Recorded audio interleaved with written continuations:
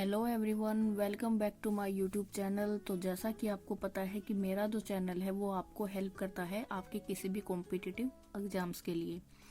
तो देखिए, आप कोई भी एग्जाम क्यों ना दे रहे हो, चाहे सीटेट हो, एचटेट हो, केवीएस हो, या फिर आपका D++ हो, या कोई भी एग्जाम जिसमें आपको हिंदी है वो आएगी, उसके लिए मेरा चैनल आपको फुल सपोर्ट करेगा।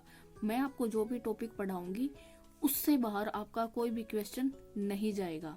तो देखिए, कल हमने क्या पढ़ा था, आपका जो स्वर संधि है उसको हमने कंप्लीट कर लिया था। उसके कुछ शॉर्टकट भी मैंने आपको बताए थे और बाकी आप उसकी प्रैक्टिस कर ही रहे होंगे। तो आज हम पढ़ेंगे व्यंजन संधि के बारे में। इसमें ऐसा कुछ तो खास है नहीं, जो रूल है वो सीधे अप्लाई हो रहे हैं। यहाँ पे ऐसा शॉर्टकट का कुछ है नहीं।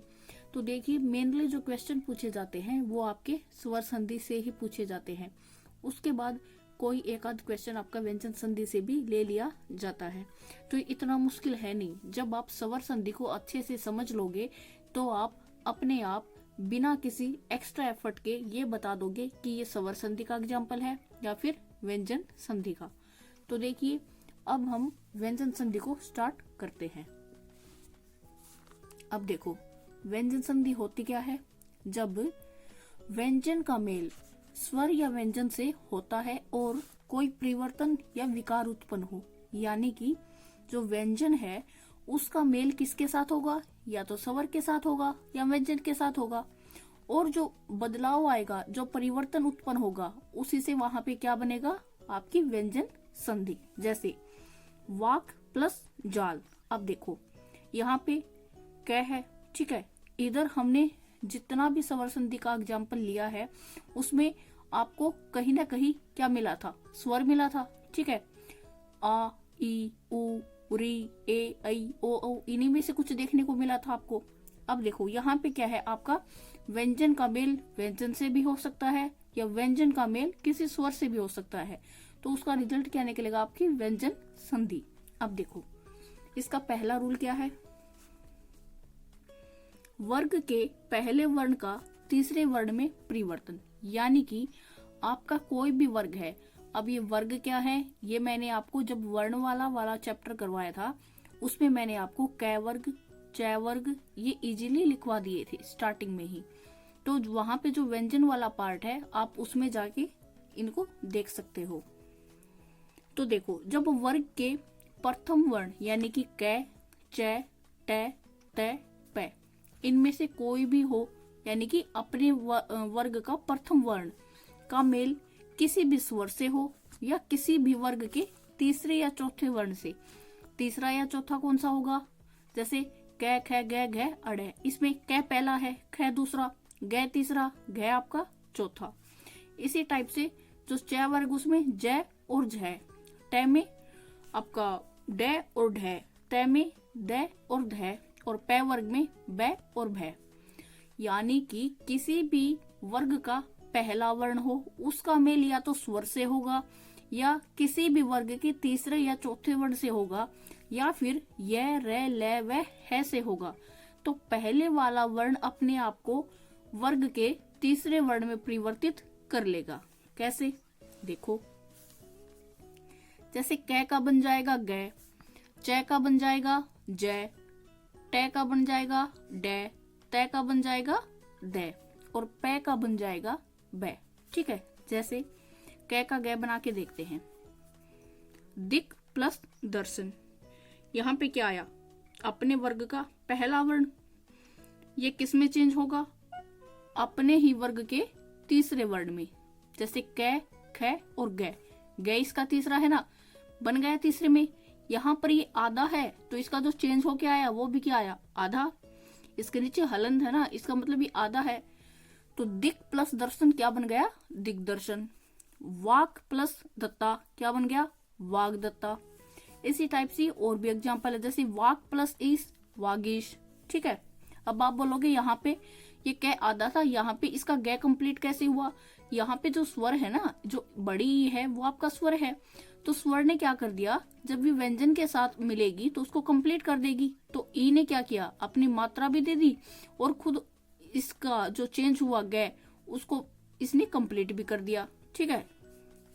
अब देखो च का बनेगा जय, अच प्लस अंत अजंत, ट का बन जाएगा डे, सट प्लस आनंद सडानंद। ठीक है, तो इस टाइप से काफी सारे एग्जाम्पल मैंने आपके लिए लिखे हैं, और मैं जो भी एग्जाम्पल आपको देती हूँ वो या तो पहले आ चुका है या उसके आने की कुछ न कुछ संभावना होती है। अब देखिए, हमें तय का दय बनाना है, जैसे जगत प्लस ईश जगदीश। यहाँ पर भी जो तय था इसका दय बना, और यहाँ पर तय अधूरा था तो दय अधूरा आना चाहिए था, बट इधर क्या है आपका स्वर है, तो स्वर क्या करेगा, व्यंजन के साथ मिलकर उसको कंप्लीट कर देगा। तत् प्लस भाव, तो तय का दय में कन्वर्ट हो गया, और भाव इधर आपका है ही, और इधर वाला मैंने कल भी बताया था प्लस के निशान के इर्द गिर्द ही आपका चेंज होगा। ठीक है, तो यहाँ पे तय किस में चेंज हो गया, दय में हो गया, और इधर आपका भाव था ही। अब आप बोलोगे ये भय चेंज क्यों नहीं हुआ, क्योंकि आपका रूल क्या कहता है कि इसमें अगर आपका वर्ण का कोई भी पहला अक्षर है तो वो तीसरे में चेंज हो जाएगा। ठीक है, तो देखो तय का तीसरा कौन सा होगा, तय, थ और दय, तो यानी कि ये भाव है ना ये रहेगा ही, बस इसका इस तय का ये अपने आप को वर्ग के तीसरे वर्ण में चेंज कर लेगा, बस इतना ही चेंज है इसमें। ऐसे ही सत प्लस भावना सद्भावना। ठीक है, अब देखो इसका दूसरा रूल क्या कहता है कि वर्ग का पहला जो वर्ण है वो पांचवे में चेंज हो जाएगा। किसी वर्ग के पहले तीसरे व्यंजन के बाद नासिके व्यंजन, मैंने आपको वर्णमाला का जब चैप्टर पढ़ाया था उसमें बताया था कि नासिके व्यंजन कौन से होंगे, जो नाक से बोले जाएंगे, और वो होते कौन से हैं, प्रत्येक वर्ग का पांचवा वर्ड। ठीक है, तो यानी कि किसी भी वर्ग के पहले या तीसरे व्यंजन के बाद, याद रखेंगे पहला और तीसरा, अगर उसके बाद आपका नासिक व्यंजन आता है तो क्या हो जाएगा, जो पहला जो व्यंजन है उसके स्थान पर अपने ही वर्ग का पांचवा हो जाएगा। यानी कि पहले और तीसरे के बाद अगर पांचवा आया तो पहले का पांचवा हो जाएगा। जैसे वाक प्लस मैं, कै पहला है, इसका बन गया ना वार्ड में। अब देखो जो ये अड़े है ये क्या है, पांचवा है, सत प्लस मति, तय का पांचवा कौन सा है, न सन्मति, बन गया ना। तो ये आपकी व्यंजन संधि है, इसमें इतना कुछ है नहीं, आपको डायरेक्टली क्या करना है, रूल्स को याद करना है। अब तय को लेके भी कुछ स्पेशल नियम है। देखो तय व्यंजन के बाद अगर च या छ हो तो च, ज या जय हो तो जय, और ट का ट, ड का ड और ल का ल हो जाता है। ये क्या बोलता है, अगर तय के बाद च या छ होगा तो च बन जाएगा, ज या ज होगा तो जय बन जाएगा, ट का ट ही रहेगा, ड का ड ही, ल का ल ही। फर्क क्या है, यहाँ पे पूरा पूरा है और इधर आधा आधा हो गया, नीचे हलंत लग गया ना, हलंत का मतलब आधा। देखो जैसे उत प्लस लास, तो देखो यहाँ पे रूल ने क्या बोला है, ल का ल हो जाएगा, यानी कि पूरा ल है उसका आधा बन जाएगा। तो उ यहाँ पे तय आपका आधा है ही, प्लस लास उतलास, इसका क्या बन गया, तय की जगह पे ल हो गया। ठीक है, तो उल्लास, यहाँ पे तय अधूरा था, यहाँ पर भी अधूरा आएगा, क्योंकि यहाँ पे बोला है अगर तय के बाद क्या आ गया, ल आ गया, तो ल का आधा ल बन जाएगा। ठीक है, बन गया ना। उत प्लस चारण, यहाँ पे च है, इसने बोला था च या छ हो तो च बन जाएगा, उच्चारण।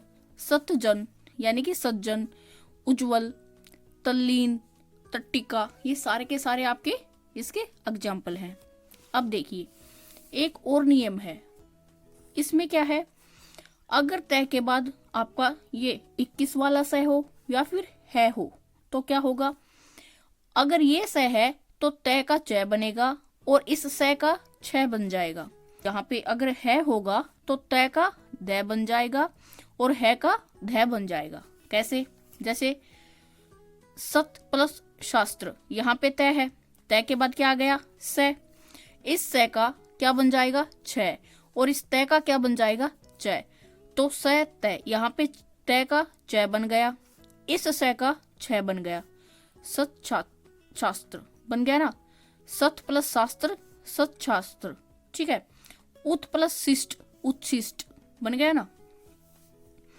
ऐसे ही तय और है हो तो देखो तय का द और है का ध बन जाएगा, उत प्लस हार उद्धार, पद प्लस हति पद्धति।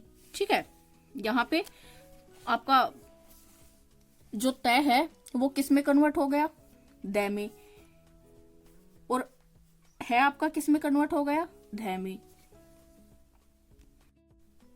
अभी नेक्स्ट है अपना 6 संबंधी नियम।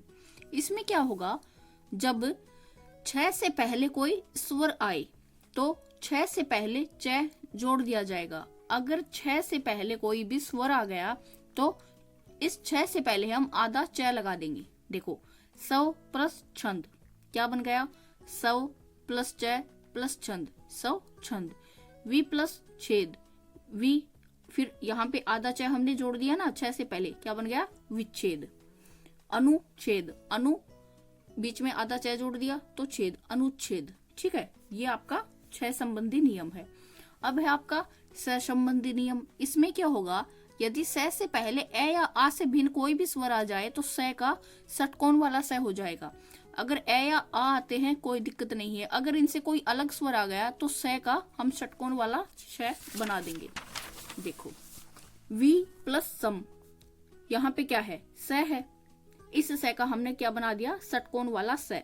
क्योंकि इसने बोला था ए या आ से भिन्न कोई भी स्वर, तो यहाँ पे ई है, यानी कि वह जो है इसमें कौन लगा हुआ है, साथ में ई लगी हुई है, तो ई ए या आ से अलग है, तो हमने इस स का ये बना दिया, इस स का ये बन गया। नी प्लस सेद, निषेध। ठीक है, इसी टाइप से आपके इसके और एग्जाम्पल्स हैं। अब देखिए, अब है आपका न को लेके नियम। ये क्या बोलता है, यदि शब्द में कहीं भी री, रे या श के बाद न आए तो न का अणे हो जाता है। किसके बाद, री, रे और षटकोण वाला स। इसके बाद अगर न आ जाए तो न का अणे हो जाएगा। जैसे पर प्लस नाम क्या बन गया, प्रणाम। पर प्लस मान क्या बन गया, प्रमाण। ठीक है, अब है आपका मैं संबंधी नियम। इसमें क्या होगा, आपका जो मैं है, ठीक है, प्लस अंतस्थ यानी कि कोई भी रे ले वह हो, ठीक है, साथ में आपका कोई भी उसम व्यंजन हो सकता है, श और है, तो उनका क्या बन जाएगा, अनुस्वार हो जाएगा। जैसे सम प्लस सार, यानी कि अब मैं का हमने क्या बना दिया, अनुस्वार। अनुस्वार क्या होगा, जिसके ऊपर आपकी बिंदी आती है, तो क्या बन गया, संसार। सम प्लस योग, संयोग। ठीक है, इस मैं का सिर्फ अनुस्वार हो जाएगा, ऊपर ये बिंदी आ जाएगी, जिसको हम क्या बोलते हैं, नाक में बोलते हैं ना, संयोग। हमने पढ़ा भी था अनुस्वार और अनुनासिक में क्या डिफरेंस है। अगर आपने वर्णमाला वाला चैप्टर ना पढ़ा हो तो आप पहले उसको पढ़े, इसलिए मैंने वो चैप्टर आपको पहले कराया था। अब देखो, यदि सम शब्द के बाद कृत, कृति, कार या कर्ण कोई भी धातु हो तो मैं का अनुस्वार हो जाता है। जैसे सम प्लस कृत, आगे ना कृत धातु, तो संस्कृत, इस मैं का अनुस्वार हो गया। ठीक है, अब देखो सम प्लस कृति, आपकी कृति धातु आ गई, क्या बन गया, संस्कृति। सम प्लस कारम, तो यहाँ पे क्या होगा, संस्कारम। ठीक है, तो इस टाइप से क्या है, आपको ये सारे के सारे जो आपके नियम है वो याद रखने हैं। ये इतना मुश्किल नहीं है, बट जब आप 1 या 2 बार प्रैक्टिस कर लोगे तो आप इजीली पहचान लोगे कि हाँ ये स्वर संधि नहीं है, ये क्या है, व्यंजन संधि है। अब देखो नेक्स्ट और लास्ट है अपनी विसर्ग संधि। इसमें क्या होगा, जब विसर्ग का मेल स्वर या व्यंजन से हो और वहां कोई परिवर्तन या विकार उत्पन्न हो तो वहां क्या होगी, विसर्ग संधि। क्या होगा, विसर्ग का मेल या तो स्वर से या व्यंजन से, ठीक है, और कोई परिवर्तन हो जाए वहां पे क्या होगा, आपकी विसर्ग संधि होगी। अब देखो विसर्ग का ओ होना, कि कब आपका जो विसर्ग है, विसर्ग क्या होगा, ये जो 2 बिंदी लगाते हैं ना हम, ये क्या है आपका विसर्ग। कब इस विसर्ग का ओ बन जाएगा, यदि विसर्ग से पहले ए हो और बाद में कोई स्वर हो। पहले क्या होना चाहिए, ए, बाद में कोई स्वर होना चाहिए, या फिर किसी भी वर्ग का तीसरा, चौथा या पांचवा, कौन कौन सा, तीसरा, चौथा या पांचवा वर्ण हो, या यह रे ले वह हो, तो उस जगह ए और विसर्ग का ओ हो जाता है। जैसे मने है प्लस हर, तो इसका क्या बन गया, ओ बन गया, मनोहर। मने है प्लस योग, क्या बन गया, मनोयोग। इसने रूल में भी बोला था कि विसर्ग से पहले ए हो। अब जो न है ये कंप्लीट है तो इसमें ए तो है ही, अगर इस न को तोड़ेंगे न प्लस ए इसी तरह टूटेगा। विसर्ग से पहले क्या है आपका, ए है, बाद में कोई भी स्वर हो या फिर तीसरा चौथा पांचवा आपका वर्ण हो या ये रे ले वे हो। ठीक है, तो अब देखो यहाँ पे जो विसर्ग था और ए था, इसका ओ बन गया मनोहर। मनः प्लस योग मनो योग। अब इसी में कुछ अपवाद भी होते हैं, जैसे पुनः एवं अतः में विसर्ग का रे हो जाता है। अब इसमें भी देखो विसर्ग से पहले ए है, इसमें भी ए है, लेकिन अगर पुनः आ गया और अतः आ गया, वहां पे विसर्ग का ओ ना होके रे हो जाएगा। क्या हो जाएगा? रे। कैसे? पुनः प्लस मुद्रण पुनर्मुद्रण, पुनः प्लस जन्म पुनर्जन्म, अतः प्लस ध्यान अंतर्ध्यान। ठीक है, अब देखो नेक्स्ट है अपना विसर्ग का रे होना। आपका जो विसर्ग है उसका रे कब होगा? देखो, यदि विसर्ग से पहले ए हो, आ हो, इनसे भिन्न कोई स्वर आ जाए, ए या आ से भिन्न इनसे अलग कोई स्वर आ जाए, और बाद में कोई स्वर हो या किसी वर्ग का तीसरा चौथा पांचवा वर्ण हो, या फिर ये रे ले व है में से कोई एक वर्ण हो, तो विसर्ग का रे होगा। कैसे? कि विसर्ग से पहले ए या आ से अलग होना चाहिए कुछ भी, जैसे नी, इसमें क्या है? नी में, यहाँ पे न में ई है, ए या आ नहीं है ना, इससे अलग है। उसके बाद कोई भी स्वर आ जाए, आ गया ना, जो आ है आपका स्वर है, या फिर क्या हो, किसी भी वर्ग का तीसरा चौथा पांचवा, जैसे मैं है, ध है, तीसरा चौथा पांचवा वर्ण हो, या फिर ये रे ले वे है, यहाँ पे वे है, इनमें से कोई भी वर्ण होगा तो विसर्ग का रे हो जाएगा। तो देखो यहाँ पे विसर्ग का रे बन गया, निहि प्लस आशा निराशा, बहि प्लस मुखी बहिर्मुखी, निहि प्लस धन निर्धन, और आधा रे हमेशा ऊपर जाता है। ठीक है, आसी ही प्लस वाद आशीर्वाद। अब देखो ये पहला हमें समझ आ गया, दूसरा हमें समझ आ गया। अब बात है तीसरे की। इसमें क्या बोलता है कि विसर्ग का क्या बन जाएगा? श। कौन सा? 21 वाला, जिसको आप बोलते हो ना 21 वाला स। अब देखो, यदि विसर्ग से पहले स्वर हो कोई व बाद में च, छ या स हो तो विसर्ग का श हो जाता है। या तो विसर्ग से पहले कोई भी स्वर होना चाहिए, या फिर च, छ हो, या फिर स हो। ठीक है, तो विसर्ग का स हो जाएगा। देखते हैं कैसे होगा भाई। निह प्लस चल। देखो यहाँ पे क्या है, आपका विसर्ग का हमने क्या बना दिया? आधा स। जो 21 वाला स कंप्लीट ये होता है, अधूरा हम ऐसे भी लिख देते हैं, या फिर इसको हम ऐसे भी लिख देते हैं।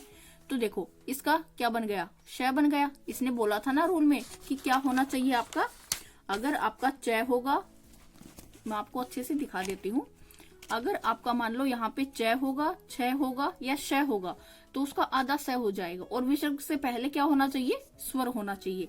तो पहले स्वर है, बाद में च, छ या स होगा तो इसका श हो जाएगा। देखो यहाँ पे बाद में क्या है? च है, यहाँ पर च है, यहाँ पर भी च है, और इससे पहले देखो विसर्ग से पहले क्या है आपका? कोई ना कोई स्वर है। यहाँ पे ई है, यहाँ पे आ है, यहाँ पर भी ई है। ठीक है, तो आह प्लस चर्य आश्चर्य, हरि ही प्लस चंद्र हरिश्चंद्र, ये आपके इसके एग्जाम्पल हैं। अब क्या है? विसर्ग का षटकोण वाला स होगा। कब होगा? यदि विसर्ग के बाद क्या होगा? ट, ठ, क, ख और प, फ। निष्ठुर का जैसे नि ही प्लस ठुर, नि ही प्लस ठुर, यहाँ पे क्या है? ठ। क्या बन गया? निष्ठुर।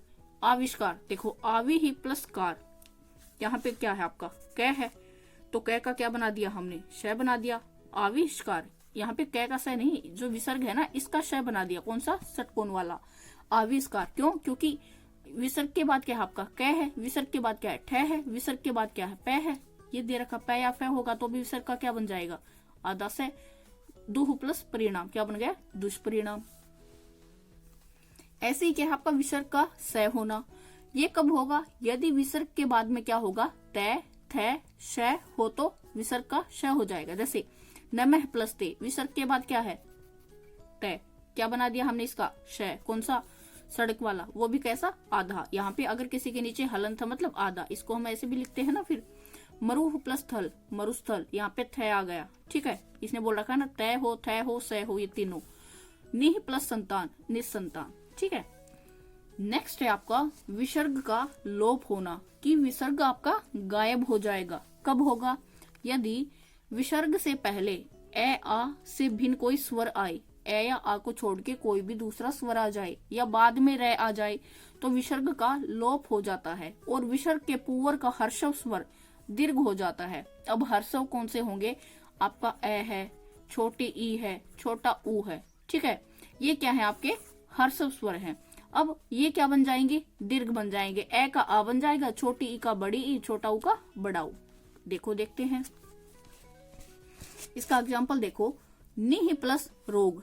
देखो यहाँ पे विसर्ग है, इसने क्या बोला था कि यदि विसर्ग से पहले ए या आ से भिन्न कोई स्वर, तो भिन्न है भाई, यहाँ पे कौन सी है? छोटी ई है, ठीक है, तो भिन्न हो गया। और बाद में रह भी विसर्ग से पहले ए या आ के अलावा कोई दूसरा स्वर है, बाद में आपका रह है, तो क्या बन जाएगा? आपका जो विसर्ग है ना उसका लोप हो जाएगा। और यहाँ पे जो भी आपका स्वर आया है ना उसका यहाँ पे आपको हर्षव स्वर मिलेगा, यानी कि छोटा मिलेगा, जैसे छोटी ई, छोटा ऊ या ए, इस टाइप से मिलेगा, फिर उसका बड़ा बन जाएगा। तो देखो निरोग, यहाँ पे इसको हमने गायब कर दिया और छोटी को बड़ी बना दिया, निरोग। निह प्लस रव, नीरव। निह प्लस रस, नीरस। ठीक है, आई होप कि आपको संधि अब अच्छे से समझ में आ गई होगी। अगर आपका कोई डाउट रहता है तो आप मुझे कमेंट सेक्शन में कमेंट करके अपना डाउट क्लियर करा सकते हैं। और अगर आपको मेरी वीडियोज अच्छी लगती हैं तो आप मेरी वीडियोज को ज्यादा से ज्यादा लाइक करें, शेयर करें, ताकि रियल में अगर किसी को जरूरत है तो उस तक मेरी वीडियो पहुंचे। तो इसी के साथ मैं आशा करती हूँ कि आपको मेरी वीडियो पसंद आई होगी। अगर पसंद आई हो तो आप मेरी वीडियो को शेयर भी करें, लाइक भी करें और मेरे चैनल को सब्सक्राइब भी करें। Thank you.